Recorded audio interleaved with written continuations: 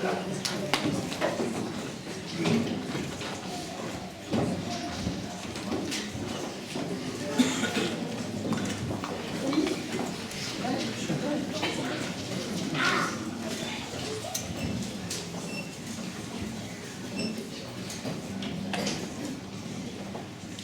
est béni avec ce témoignage depuis la semaine dernière avec Salomé, Emmanuel et Michel, maintenant avec Sarah, Binta et Sylvie, et la semaine prochaine avec Éléonore, Léane et Chani.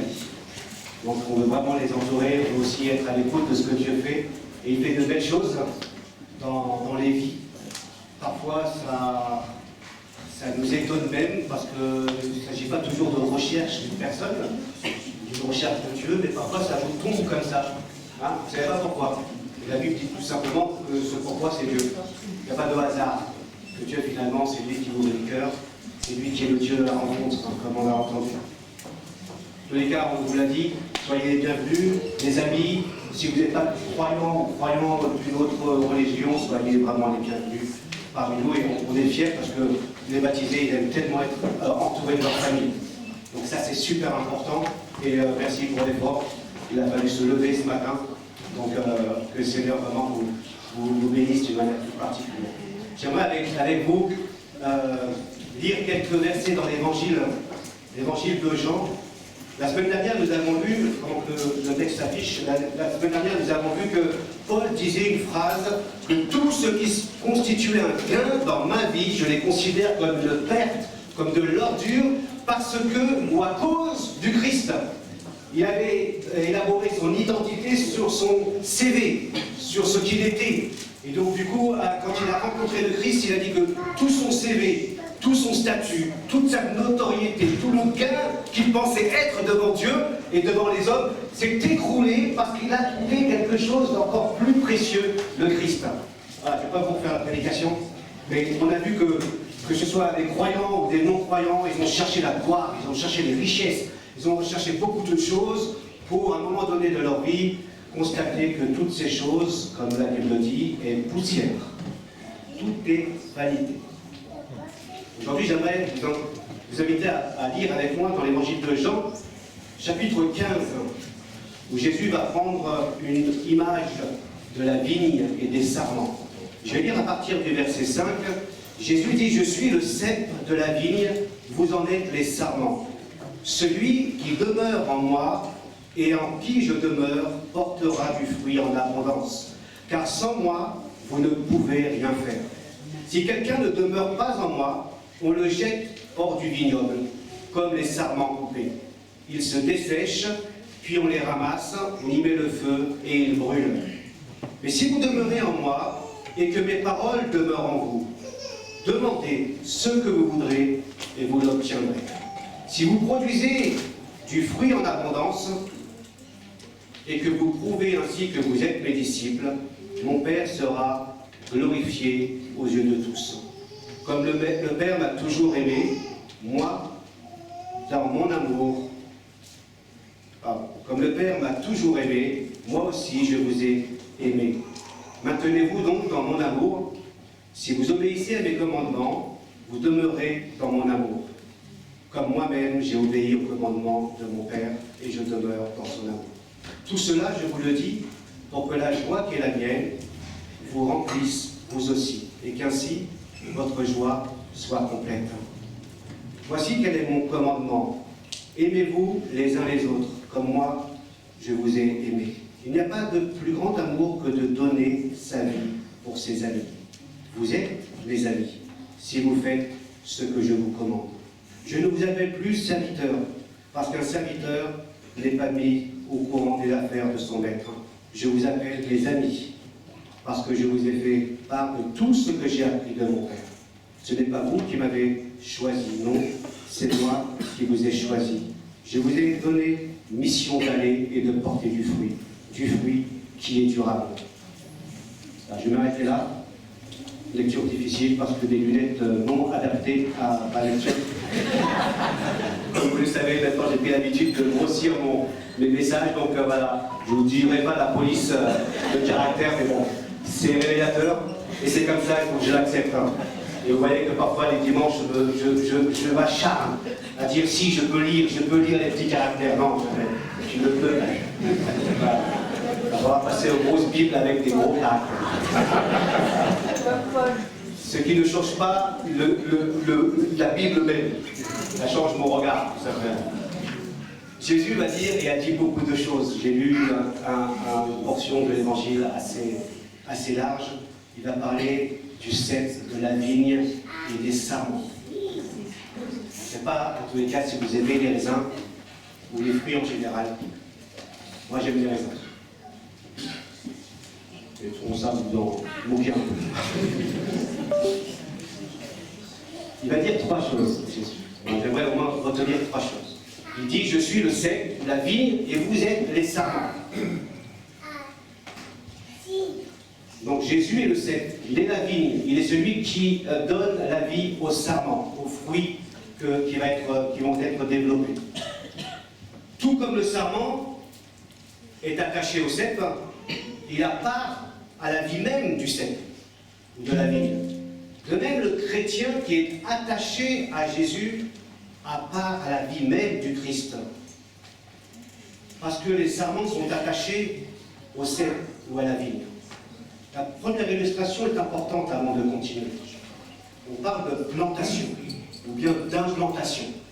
Dieu, avant de porter du fruit, avant de demeurer, il a planté quelque chose dans les cœurs. Sa parole est considérée comme une semence. Et quand sa parole est semée, quand Dieu plante quelque chose dans notre cœur, alors ça apporte de la vie. Et c'est ce Jésus qui dit être le cep, qui va donner une vie nouvelle au sarment. Nous l'avons vu ensemble, il ne s'agit pas d'une œuvre humaine, il ne s'agit pas d'une décision humaine, il s'agit d'une intervention de Dieu dans la vie des croyants. C'est pourquoi, quand nous entendons les témoignages, parfois on les trouve étranges, on les trouve bizarres. Et c'est Dieu qui va, à un moment donné, dans la vie, dans l'histoire, dans leur calendrier, eh bien, va intervenir et il va planter une semence.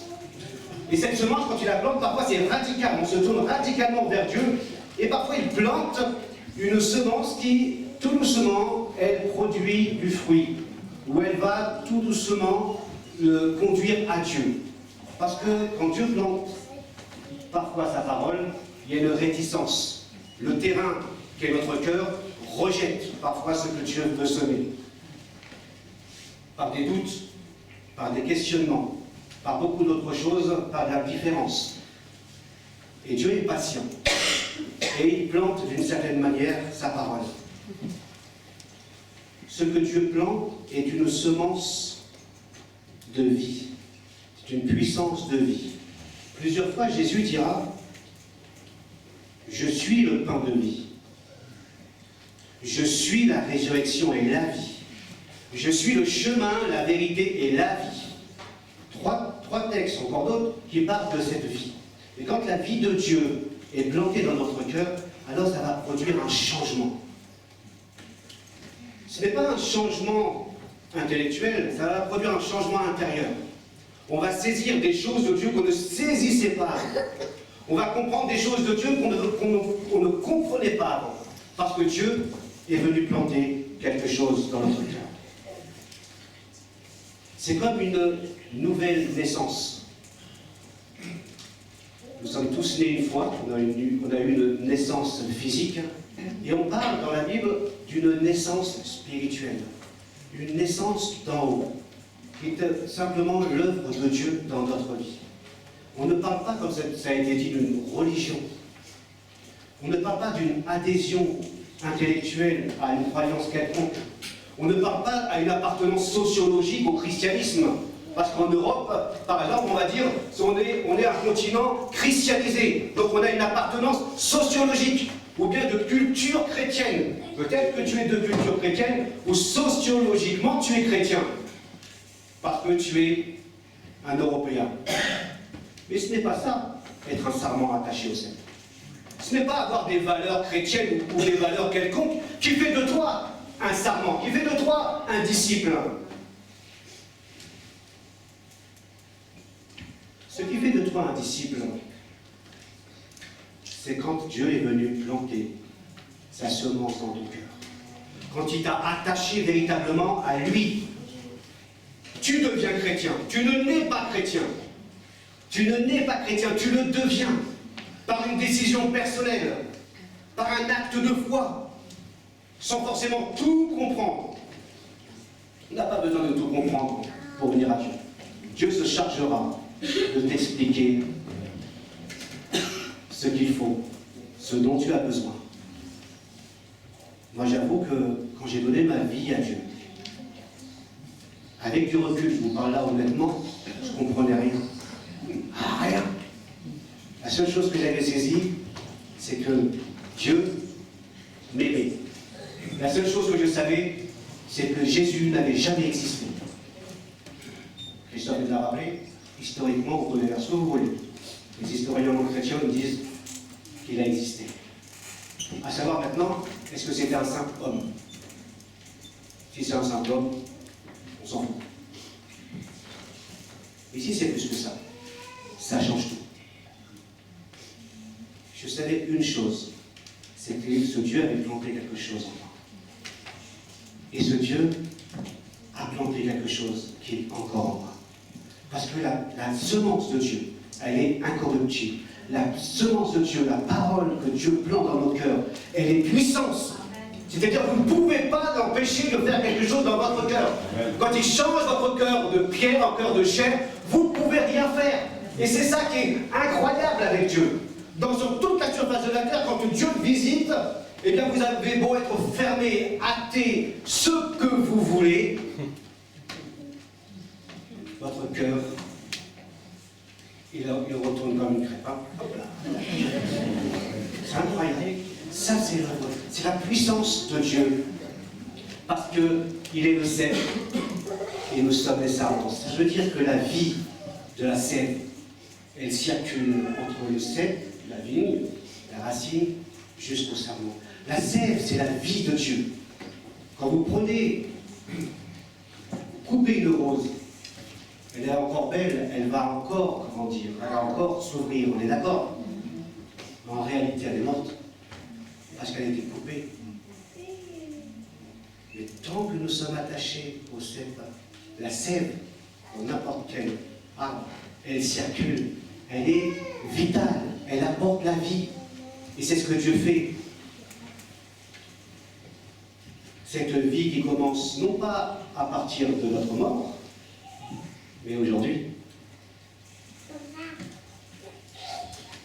Aujourd'hui, la Bible nous dit que quand nous donnons notre vie à Dieu, lorsque Dieu plante cette vie en nous, eh bien nous avons et nous recevons cette vie éternelle.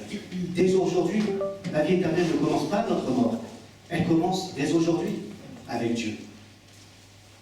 Lorsque nous disons oui à Dieu, alors il y a une nouvelle identité. Je ne suis plus le même d'une certaine manière. Parce que Dieu a donné une vie nouvelle. Ma naissance physique m'a donné une identité. Ma naissance spirituelle de Dieu me donne une autre identité. Je suis devenu enfant de Dieu.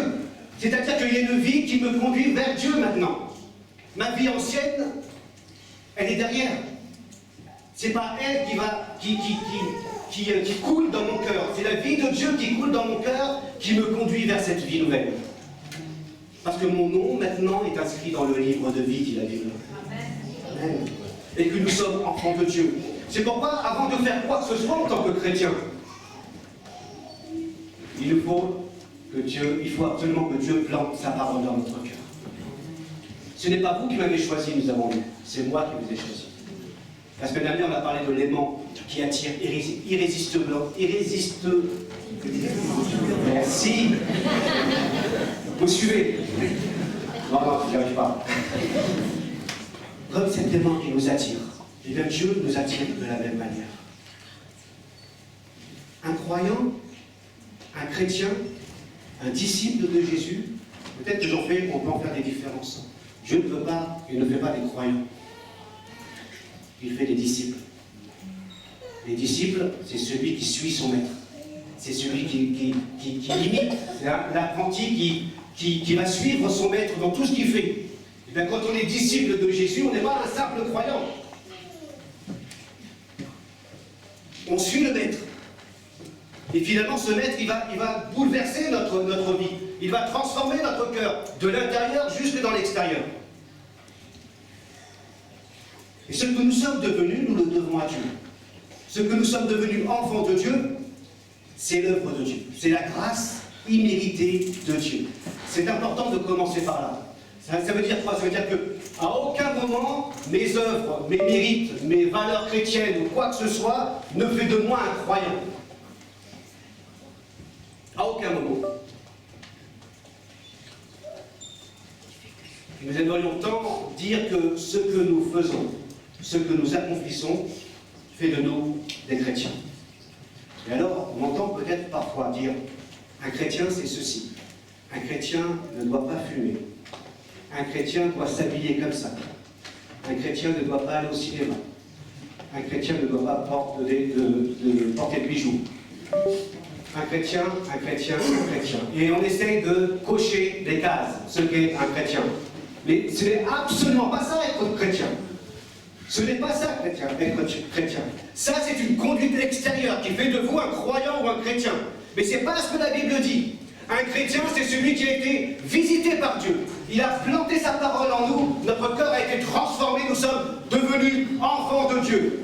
Comme nous sommes, Dieu nous a acceptés. Comme nous sommes, Dieu nous pardonne. Comme nous sommes, il a payé, nous l'avons entendu ce matin, il a payé à la croix en portant notre péché. Ce n'est pas ma conduite qui fait de moi un chrétien. C'est ce que Dieu a fait dans ma vie qui fait de moi un chrétien. Ce que nous sommes, nous le devons à Dieu. Et ça, c'est important. Ça, c'est le démarrage. Rien en moi n'a planté la semence de Dieu. Rien en moi n'a contribué à ce que je puisse être approuvé de Dieu. Rien en moi. Seul mon péché était un fossé entre Dieu et moi. Et ce fossé, Dieu l'a comblé. Ce péché, Dieu l'a réglé. Une fois pour toutes. Parce que ce péché nous empêche d'être réconciliés avec Dieu. Ce péché remonte non pas au péché de vol, de mensonge, etc. Ce péché originel qu'on appelle avec Adam et Ève, où Dieu nous a créés pour une relation vivante avec lui. Il a laissé le libre choix à l'homme.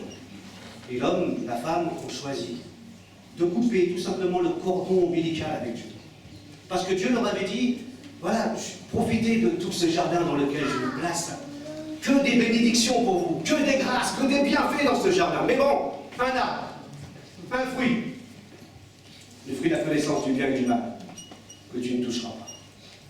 Montrant ainsi, peut-être, que Dieu avait placé là le libre arbitre pour l'homme. D'aimer Dieu, non dans la contrainte, non par la peur, mais avec une pleine décision. Et comme vous le savez, je pense que si j'avais été dans le jardin, j'aurais peut-être fait la même chose, et sûrement. Il n'y avait qu'une seule chose qui attirait Adam et Ève. Et pourtant, ils avaient tout ce qu'il fallait. Ils avaient des milliers d'arbres, de fruits, de bénédictions. Un seul attire leur attention. Celui qu'il ne fallait pas. C'est un peu classique dans notre vie. On a tout là, et puis, comme les bébés, ils ont tous les jouets, non, ils veulent celui du petit qui est à côté. Après, ça pose des problèmes.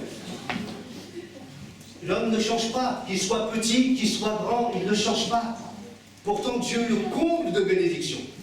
Et bien, quand l'homme a coupé le cordon ombilical, il a voulu décider par lui-même ce qui était bon, en se faisant lui-même Dieu d'une certaine manière. Il a coupé avec Dieu en disant « je fais ma vie ». Ainsi, le péché a séparé l'homme de Dieu.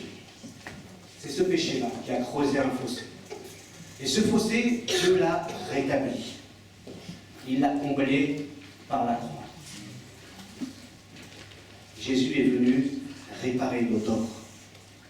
Jésus est venu régler notre ardoise du péché. Jésus est venu nous réconcilier avec Dieu. C'est pourquoi ce que nous sommes, nous le devons pleinement à Dieu. L'apôtre Paul me dit que si quelqu'un est en Christ, il est une nouvelle création. Les choses anciennes sont passées, voici toutes choses sont devenues nouvelles. Encore une fois, l'apôtre Paul nous rappelle ce que Jésus aussi enseignait, la nécessité d'un cœur transformé.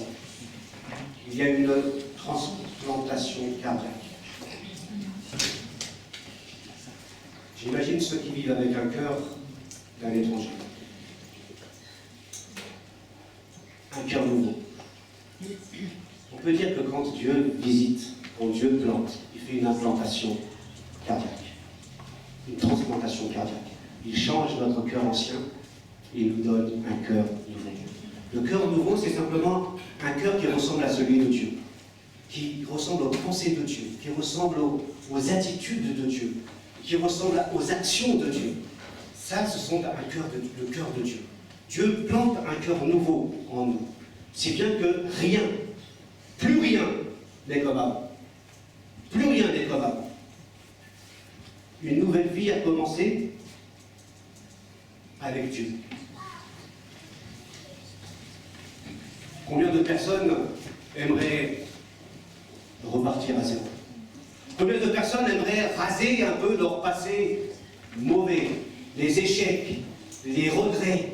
Et on vit tous peut-être avec des regrets, des échecs, avec un passé. On veut repartir à zéro, on veut partir sur de bonnes bases, on veut tourner une page à ce passé. J'ai tellement fait de bêtises, tellement d'âneries, tellement trompé, que j'aimerais tellement changer aujourd'hui.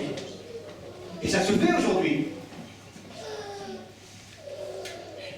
Et bien cela est possible avec Dieu.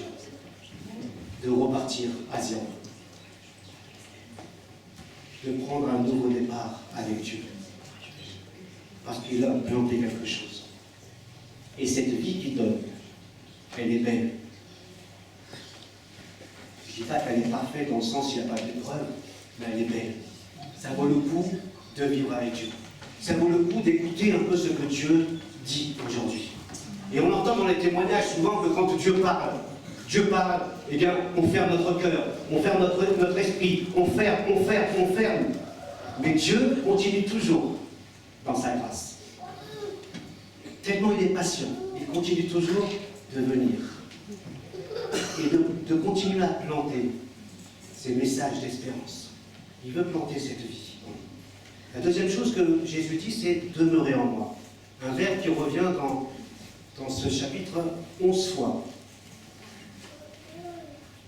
Demeurer en Christ, finalement, implique aussi au préalable d'avoir quitté. Implique une rupture aussi. Avant de demeurer en Christ, on s'est détaché de quelque chose d'autre. Pour s'attacher à Christ, alors on a été transformé par le Seigneur. Notre cœur a changé et on s'attache à Dieu. Pourquoi cette insistance 11 fois? Probablement, peut-être parce que notre tendance naturelle est de nous détacher facilement du cèpe qu'est Jésus. En nous éloignant de Dieu, tout simplement. On a du mal à demeurer unis à Jésus. On a tout simplement du mal, dans notre nature, à demeurer ferme dans un domaine particulier. Demeurer ferme dans un régime. Demeurer ferme en disant « ouais, je vais tenir, je vais arrêter de fumer ». Demeurer ferme, de se maintenir, c'est difficile. Il en est de même de demeurer en Christ, ce n'est pas toujours simple. C'est pourquoi Jésus nous dit de demeurer en lui, c'est-à-dire de nous imprégner de sa parole, de nous imprégner de sa pensée, la pensée de Dieu, de rechercher sa volonté pour que nous puissions la vivre ici-bas également. De demeurer en Christ, dans notre union avec Jésus, de manière à ne pas nous laisser emporter ou éloigner loin de Dieu. Et je parle ici à des chrétiens aussi, en particulier. Où, à force de se laisser partager, on demeure de moins en moins attaché à Dieu. La Bible dit « Je serre ta parole dans mon cœur, afin de ne pas pécher contre toi ». La parole de Dieu est vitale, parce qu'elle nourrit notre foi. Elle nous garde dans le Seigneur. Elle nous garde les yeux fixés sur le Seigneur. Et tant que la parole de Dieu est serrée dans notre cœur, c'est pas n'importe où, c'est pas là. C'est là. Alors Dieu a sa demeure dans notre cœur. Il est au centre, parce que dans la Bible, le cœur, c'est pas simplement un organe. Le cœur, c'est le quartier général, on va dire. C'est lui qui commande. Et on trouve plusieurs synonymes dans la Bible. Le cœur, c'est synonyme de la volonté, des sentiments, des émotions, on retrouve cela dans la Bible. Le cœur, c'est le quartier général. Et là où ton cœur te dit, ben, tu y vas, bien ton corps, il va suivre. Et bien, si la parole de Dieu demeure dans ton cœur, alors le Christ demeure au centre de ta vie. Et ça te préserve aussi de pécher, de t'éloigner. Mais en serrant la parole de Dieu dans ton cœur, ça te nourrit des pensées de Dieu. Ça modèle la manière, une autre manière de vivre. Parce qu'avoir un cœur nouveau, c'est aussi avoir des pensées nouvelles. Avoir des pensées nouvelles, c'est aussi avoir des attitudes nouvelles. C'est aussi une orientation nouvelle. C'est ce que produit Dieu dans notre vie. Une nouvelle manière de vivre. Et c'est vrai que ce n'est pas toujours simple de demeurer en Christ, comme Jésus dit. Il insiste, c'est parfois un combat, c'est parfois des luttes, c'est parfois des pleurs, c'est parfois des découragements, c'est parfois une lassitude de demeurer en Dieu. C'est parfois un ronronnement en tant que chrétien, où tout doucement, eh bien, on s'éloigne de Dieu parce que autre chose est venue s'attacher à notre cœur. On a commencé à se détacher subtilement de Dieu pour s'attacher à autre chose qui va prendre peut-être plus de valeur que Dieu. On a vu pendant le Covid que l'éducation nationale se posait beaucoup de questions sur les décrocheurs. Il existe aussi des décrocheurs chrétiens. Peut-être que tu t'es éloigné aussi de Dieu. Peut-être que tu as perdu ton empressement à accueillir la parole de Dieu comme elle est véritablement, puissance de Dieu. Véritablement celle qui change et qui transforme ton cœur. Celle, quand tu la lis, c'est comme si Dieu te parlait là, directement. Tu entends Dieu te parler au travers de sa parole. Et ce que tu lis, tu le crois, parce que ça vient de Dieu. Tu vois? Mais tu as perdu ça. Tu le lis comme un Stephen King. Un roman.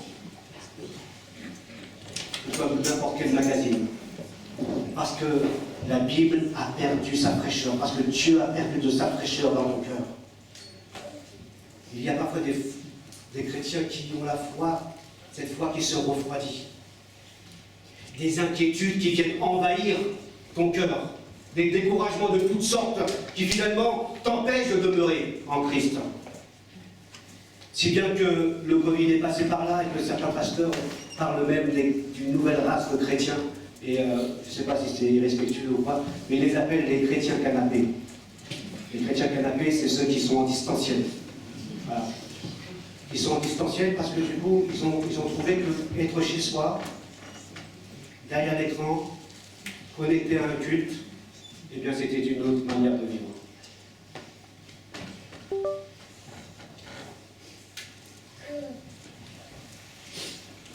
Si ce moyen de connexion est utile pour ceux qui sont isolés et malades, alors je crois qu'il n'est pas forcément très utile pour ceux qui sont en bonne santé. Alors ici, on n'a plus de problème.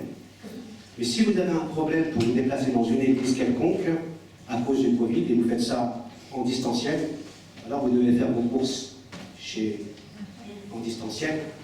Vous devez faire beaucoup de choses en distanciel. Dieu n'est pas un Dieu de distanciel. Dieu est un Dieu de proche. Les apôtres ont dit, nous l'avons vu, nous l'avons touché, nous l'avons entendu, nous avons été témoins.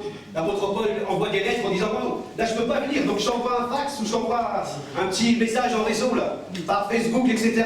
Mais j'inspire et j'aimerais tellement venir vers toi. Et je vais venir vers vous en présence, pas en distanciel, pour qu'on puisse profiter ensemble. Et ça, c'est quelque chose qui est vraiment une tendance aujourd'hui. Mais pas un jour, monsieur. Pas un problème. Ne vous sentez pas passage. Notre confort aussi a pris plus de place que le désir de demeurer avec Dieu. L'apôtre Paul dira une parole importante à Timothée. Il lui dira « Combat le bon combat de la foi. Saisis la vie éternelle que Dieu t'a appelé à connaître et au sujet de laquelle tu as fait une belle profession de foi en présence de nombreux témoins. » Paul rappelle à Timothée, il te rappelle à toi, un jour tu as fait une profession de foi devant toute l'assemblée terminé comme ça. Tu as fait quoi? Pas une profession de foi. Tu as fait une belle profession de foi. Tu as fait une belle profession de foi. Ce que tu disais, c'était vrai. Que s'est-il passé? C'est pourquoi ton baptême doit te rappeler. Non, pas comme ça. Sarah, Linda et Sylvie. Et toi aussi, un jour, tu es passé par les eaux du baptême. Et tu as dit, oui, je veux te servir. Oui, je veux te suivre. Ce que tu as dit, ce n'était pas du blabla. Ce que tu as dit, c'était véritablement ce que tu vivais.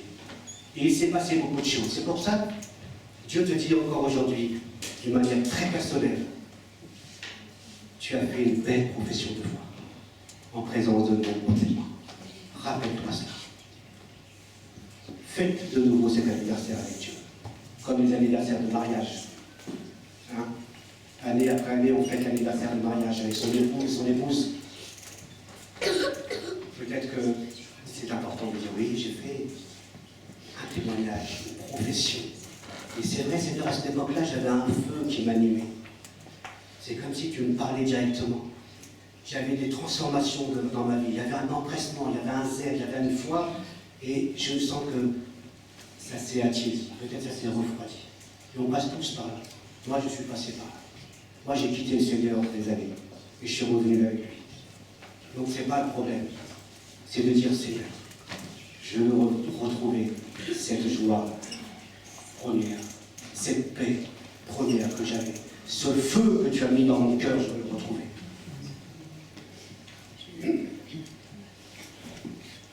Demeurer en Christ aussi, nous dit l'apôtre Jean, celui qui m'aime, c'est celui qui garde les commandements et les applique. Loin de demeurer une contrainte. Nous aimons le Seigneur parce que lui nous a aimés le premier. Ce n'est pas des commandements pesants. C'est parce que nous avons compris que le Seigneur nous a aimés le premier. La Bible dit nous l'aimons parce qu'il lui nous a aimés. Il y a une passion qui fait que garder ses commandements n'est pas un fardeau. L'aimer, ce n'est pas un fardeau. Il est tout, il est précieux pour moi. Il a tout donné à la croix pour moi. Il n'est absolument pas un fardeau. Alors celui qui m'aime garde mes commandements. C'est ce Dieu-là que tu dois avoir à l'esprit. Ce n'est pas un Dieu juge où finalement tu penses que dès que tu vas désobéir, il va te flageller, il va te punir. Ce n'est pas de ce Dieu-là, puisque Jésus va dire, je ne vous appelle plus serviteur, mais mes amis. Il y a une relation intime avec Dieu. Il y a une présence, une communion avec Dieu qui fait que tu n'es plus dans la crainte. Tu es dans la confiance en Christ. Tu n'as pas peur du Seigneur. Tu n'as plus peur de lui. Mais tu l'aimes, si bien que tu le suis avec joie. Et la troisième chose que Jésus dit, je terminerai au guise de conclusion, celui qui demeure en moi et en qui je demeure porte du fruit en abondance. La graine que Dieu a plantée, finalement, tôt ou tard, produira du fruit. Et ce fruit commence à l'intérieur dans notre cœur. Porte beaucoup de fruits. Quel que soit le moment, quel que soit le temps, Dieu est à l'œuvre dans ta vie. Parfois, il y a des fruits qui sont plus visibles, d'autres moins visibles. Ce n'est pas la quantité de fruits, mais c'est le fruit que Dieu veut, tout simplement. On pense ici aux fruits que le Saint-Esprit développe dans la vie du croyant. Et je vais en citer quelques-uns. Donc des fruits intérieurs, peut-être dans notre manière de vivre, dans notre manière d'être patient, d'être paisible, d'être aimant, d'être bienveillant, alors que nous ne l'étions pas. Voilà des fruits visibles, aussi intérieurs, mais aussi extérieurs. Et puis des fruits aussi extérieurs qui vont faire en sorte qu'on va faire de belles œuvres autour de nous, là où Dieu nous a placés.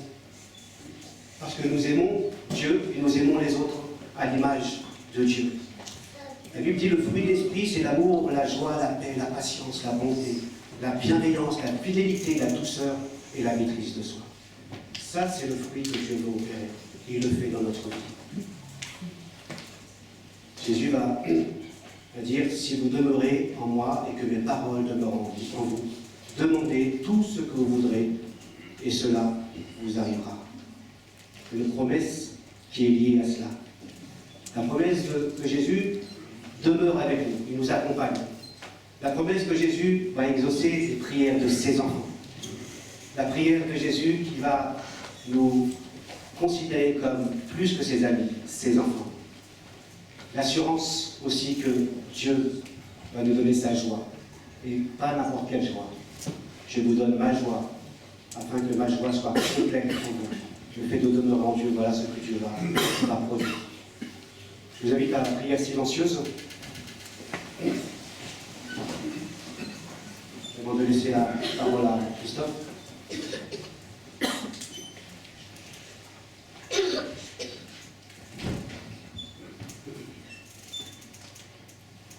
Et chacun déjà peut dire dans son cœur, hein, tout simplement, si vous le souhaitez, peut-être reprendre une partie de ce qu'on a vu ensemble. Peut-être un témoignage, un chant qui vous a touché. Et dire à Dieu, oui, je veux vraiment te laisser transformer ma vie. Oui, j'ai l'impression que tu peux changer ma vie et repartir à zéro avec toi. Oui, je veux maintenant passer par les eaux du baptême. Oui, maintenant je veux me souvenir de la confession, la belle profession de foi que j'ai faite un jour. Oui, je veux demeurer en toi parce que parfois je m'éloigne de toi. Silencieusement, tu peux prier.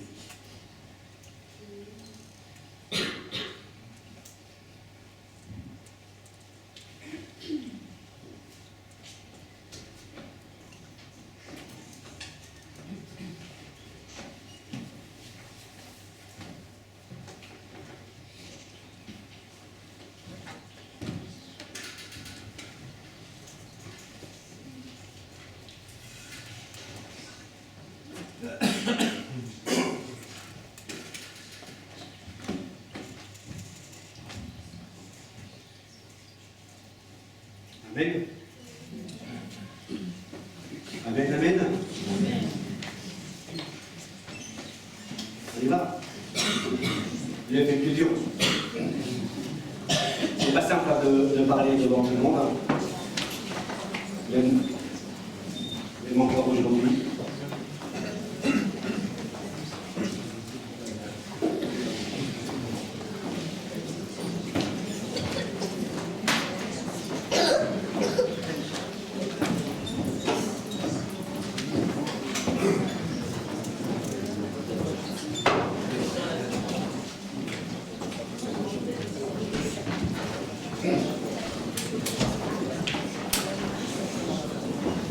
Voilà, là c'est plus rempli, c'est...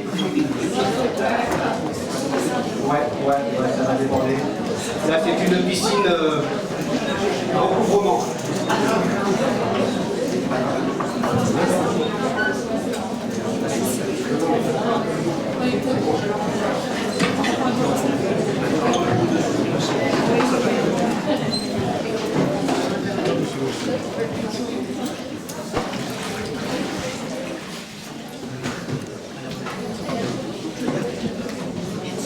On va faire ça au ralenti. On va essayer. Bon sujet.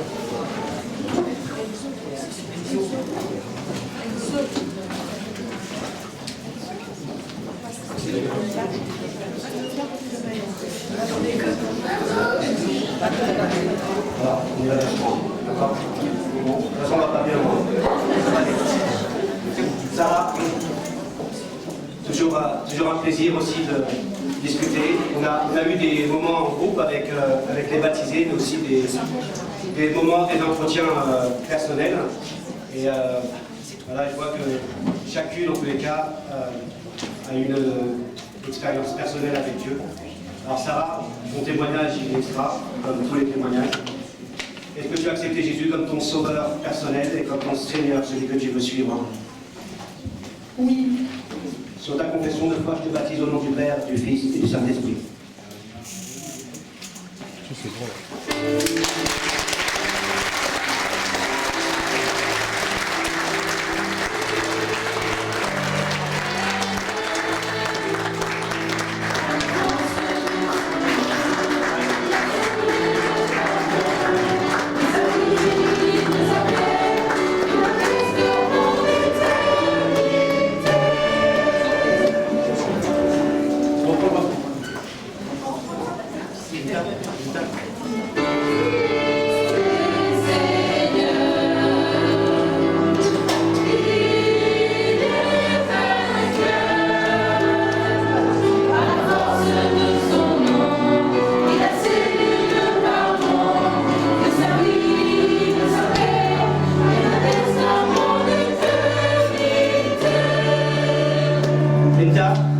Tu as quel âge?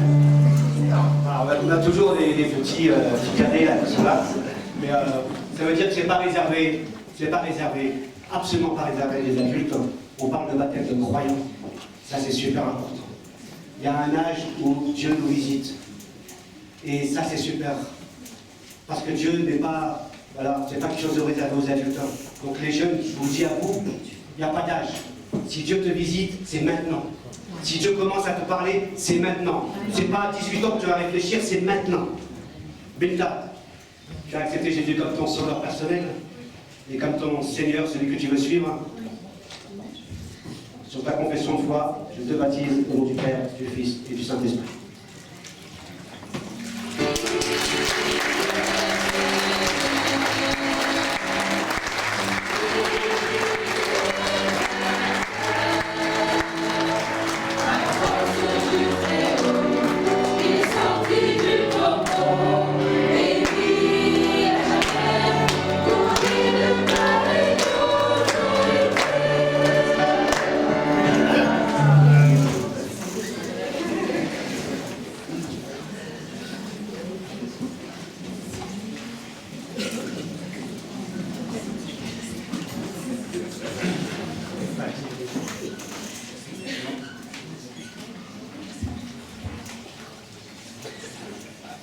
Moi, je suis émerveillé devant ce que Dieu fait dans la vie de Sylvie. Et le témoignage que vous avez entendu de Sylvie, comme des autres, représente un pourcentage de leur témoignage. Et on doit vraiment faire un peu plus court, mais c'est vous dire comment Dieu intervient dans la vie, comment Dieu fait des choses belles. Et Sylvie, on est aussi un témoignage vivant. Jésus, tu as accepté Jésus. Je crois que lui, c'est Dieu pour moi. Sylvie, tu as accepté Jésus comme ton sauveur personnel, celui qui a pardonné tous tes péchés. Oui. Et tu désires le suivre comme ton Seigneur. Oui. Sur ta confession de foi, je te baptise au nom du Père, du Fils et du Saint-Esprit.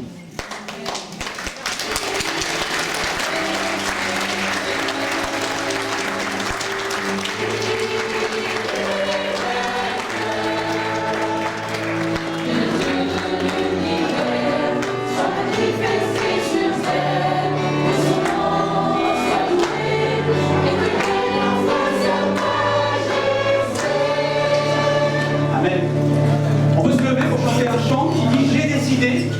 C'est ce qu'elles ont fait ce matin. Elles ont décidé de suivre le Seigneur. Et nous allons chanter ce chant. C'est une décision que nous devons renouveler, bien sûr, en tant que chrétiens, chaque jour. C'était une décision que vous aurez à faire aujourd'hui, parce que le Seigneur vous a parlé, parce que votre cœur a été touché par la parole de Dieu. Nous nous laisserons l'occasion tout à l'heure de le faire, de prier avec nous, de demander au Seigneur de venir dans votre vie. J'ai décidé.